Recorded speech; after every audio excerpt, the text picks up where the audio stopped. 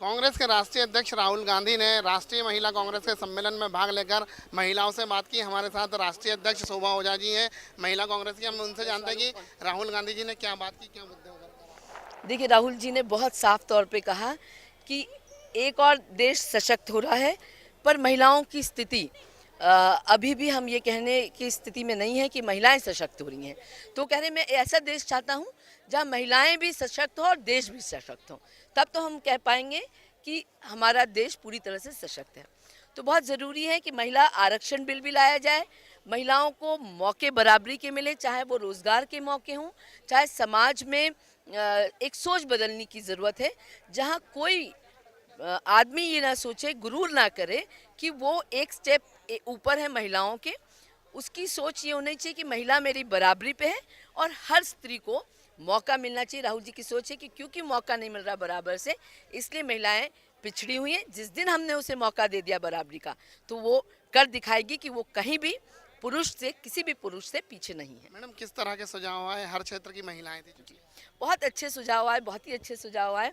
मतलब बहुत मज़ा आया पूरे इसमें, और मैं समझती हूँ कि कांग्रेस का मैनिफेस्टो बहुत अच्छा बनेगा इन सब महिलाओं के विचारों से जो दूर दराज से आई हुई थी।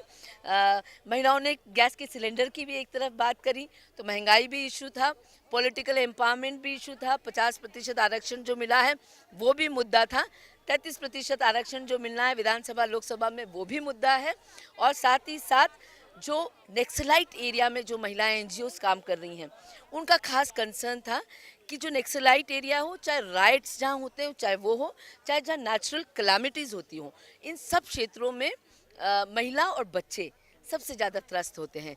तो वहाँ महिलाओं के लिए कोई स्पेशल पैकेज देने की बात महिलाओं ने करी। दूसरा जो मुद्दा एक उठ के आया कि सरोगेसी, जो हम देख रहे हैं कि विदेशों से लोग आते हैं और हमारे यहाँ कोक किराए पे ले लेते हैं देश में, और फिर उस महिला को बहुत कम पैसे देते हैं। मैं समझती हूँ कि इतना कम देते हैं कि शायद वो अपनी डिलीवरी के बाद खुद को संभालने के लिए भी उसको वो पैसा पर्याप्त नहीं होता है। बस उसकी कोक गरीब महिलाओं को पकड़ के एक बच्चा पैदा करा लेते हैं और बच्चे को लेके चले जाते हैं।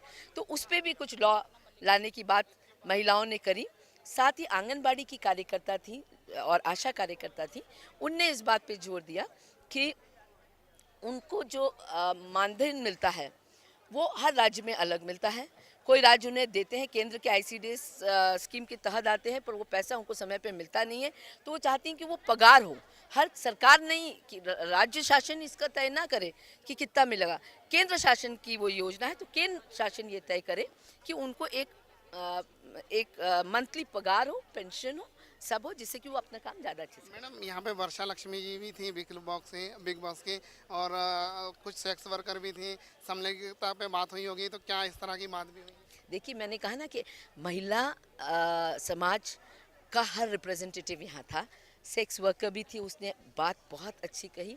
उसने कहा कि बच्चों के लिए ज़रूर कुछ होना चाहिए, कि जिससे कि उनका जीवन तो बर्बाद हो ही रहा है, और वो चाह के भी, जब चाहती भी हैं तो बहुत कम अवसर ऐसे मिल पाते हैं कि वो समाज में लौट सके, कुछ कर सके। तो चाहती हैं कि उनके बच्चे जो हैं उनका कोई भविष्य हो, क्योंकि उनका राशन कार्ड नहीं बनता है, उनका आधार कार्ड नहीं बन पा रहा है। तो वो चाहती हैं कि उनका वो हक है, उनको और उनके बच्चों को उनका हक मिले। किन्नरों के बारे में कुछ बात? लक्ष्मी त्रिपाठी जी भी थी, उनने किन्नरों की बात करी। उन्होंने कहा कि उनको भी अधिकार है इस देश में, तो उनको रोज़गार, वो कह रही हैं कि जब अगर कोई किन्नर किसी का मर्डर कर देता है तो कहा जाता है कि एक व्यक्ति ने एक व्यक्ति का मर्डर किया और उन पर केस चलता है, पर जब नौकरी की बात आती है तो कहा जाता है कि एक पुरुष या महिला चाहिए। तो आखिर नौकरी तक उनको नहीं मिल रही है, नौकरी तक से उनको वंचित किया जा रहा है, तो उनकी मांग वाजिब है और उस पर ज़रूर कुछ होना चाहिए। कांग्रेस के राष्ट्रीय उपाध्यक्ष राहुल गांधी के महिला संवाद कार्यक्रम में कई तरह के महिलाओं से जुड़े मुद्दे आए। कई महिलाओं ने यहाँ पर अपने सुझाव दिए। अब देखना है कि कांग्रेस के मैनिफेस्टो में कितने ये मुद्दे शामिल होते हैं। कैमरामैन नगेन के साथ राजेश राय, फाइन न्यूज़ भोपाल।